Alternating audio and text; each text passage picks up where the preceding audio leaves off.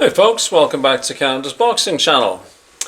So, this coming Friday night in the UK, be Friday daytime here, and broadcast on DAZN, is a boxer card called Unstoppable. And it's an all-female card, and it happens to be on the eve, of course, of International Women's Day. And it's being held at the Venerable Royal Albert Hall. Of course, many big fights have been held out over the years. It was, when I was growing up, the premier place in the UK for a boxing fight of any renown, and of course many other events. Promoted, like I say, by boxer Ben Shalom. There's a number of fights on the card. I'm just going to go through the top two. And to be entirely candid and straightforward with everybody, I don't watch a lot of female boxing. And that's not because of chauvinism or sexism on my part. It's just that, to be perfectly frank, I actually don't like seeing girls get hurt. I don't like to see women fighting. I know it's an old-fashioned view, and it's not meant to say that they're not great athletes and that they're not tough and they're not deserving. They absolutely are. I mean, go fill your boots. You know, if you're a young woman who wishes to get into boxing, bravo. I mean, my own daughter teaches boxing down in the coast. But for me, I just don't really. I just don't like to see women get hit, actually, to be perfectly honest. I mean, I watched, of course, Katie Taylor and Amanda Serrano on the undercard of that Jake Paul Tyson thing. And it was a fabulous fight. I'm watching it. I'm absolutely engaged as a fan, but I'm sort of like, oh, don't get hurt. You know, like, anyways, that's just me, right? You know, I'm old-fashioned, I suppose. But, of course, I'll be watching this and hoping that the girls don't get hurt. How about that, right? So, the first fight is for the WBC World Lightweight title, and it's between one of my favorite female fighters. If I can say that I have favorites in an aspect of the sport that I don't thoroughly enjoy, and that's it's young Caroline, Sweet Caroline, I believe her nickname is Caroline Dubois, the Shane McGuigan trained athlete. She's the full champion, and it's a defense of the full title. She's a very hard girl. She is southpaw. She's very aggressive. In many respects, she's boxes like her older brother, Daniel Dubois. I actually prefer her of the Dubois siblings. I find that Caroline she's very articulate. She's clearly very telegenic. She's very personable. She comes across as very personable. Like I can't help but like her. Of course, I've never met her. I never will. But she comes across as ever so personable, and it's just sort of endearing to me, right? She also has shown. Maybe I'm saying something I shouldn't be saying here, but she seems to be very mentally tough. She had a falling out with her father and all that, and it doesn't seem to have set her back at all. She seems very mentally resilient. Resilient, that's the word, not tough. And she's very composed. She's very composed, both in and out of the ring. She's fighting an older Korean woman. Caroline is 24, if I remember correctly, and she's got a record of 10-0-1. The Korean girl she's fighting, last name is Bo, I think. Bo-mi Shin. It's either Bo or Shin. I really can't say with any degree of certainty.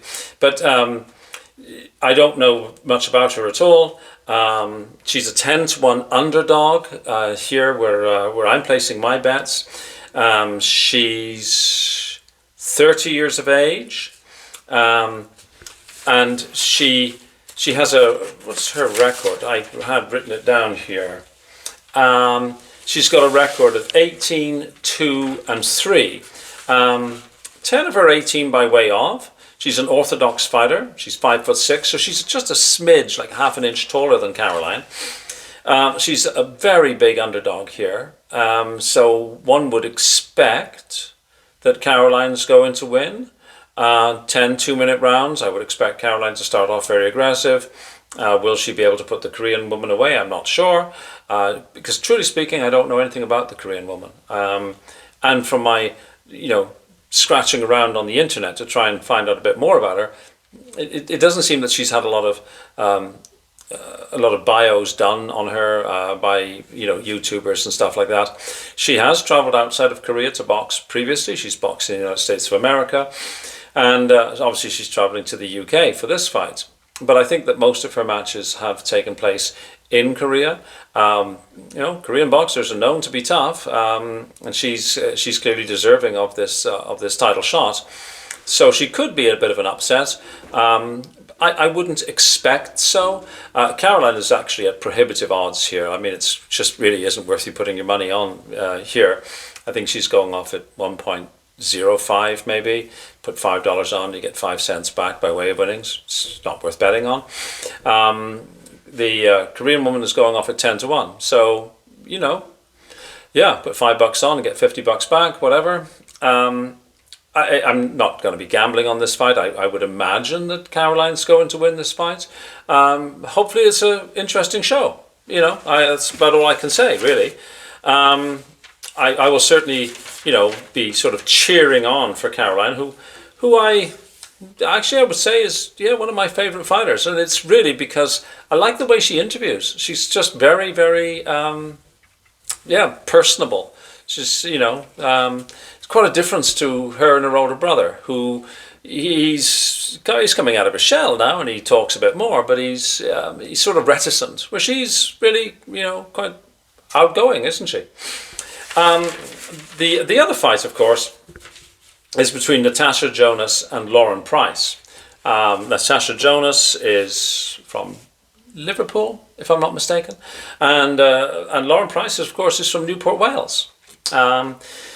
Lauren's got an 8-0 record with 2 KOs. Natasha is a much, much more experienced fighter, 16-2-1, 9 by way of. Natasha was a 2012 Olympian, I think. And this is really a sort of a passing of the torch kind of moment. Lauren Price is 30 years of age. And Natasha, I believe, is actually the full 40. So quite the age difference. One would imagine that this is Natasha's sort of swan song, if you like. It is, of course, for the WBA, WBC and IBF welterweight titles. And Lauren Price is sort of a natural welterweight. Natasha has sort of come up in weight. Natasha's the underdog here. She's going off at 4.00 and Lauren's going off at 1.25, I think. Again, there isn't going to be much return for betting on Lauren, but I think that Lauren probably is going to be the dominant fighter, the stronger and more aggressive fighter. Natasha, she clearly knows her way around a boxing ring, very astute in the ring, crafty fighter. They are likely, I would imagine, to give the crowd a good fight. Both southpaws as well, I think. I would venture to say that this would be a Lauren Price victory, and that sort of passing of the torch moment. And I think that Lauren's been, quite respectful of Natasha's place in the pantheon of female athletes who've sort of, in a way, paved the way for someone like Lauren to be where she is today.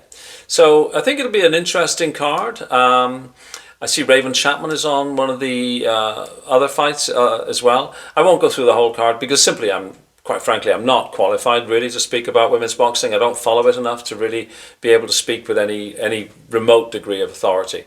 But I thought that these two headline bouts were worth mentioning, and it's a big event. I mean, I think Boxer has sort of carved out quite a niche for itself in promoting female fights, and that's good. So something to look forward to. If you're a big fan of female boxing, it'll be a real treat. If you're not, hopefully you'll still find something to enjoy in the show. So there we go. Thanks so much for watching. Please like, share, subscribe, and all that good stuff. And tomorrow I have a guest. I have Anthony Austin coming on, who is one of the regulars on Porky's Corner.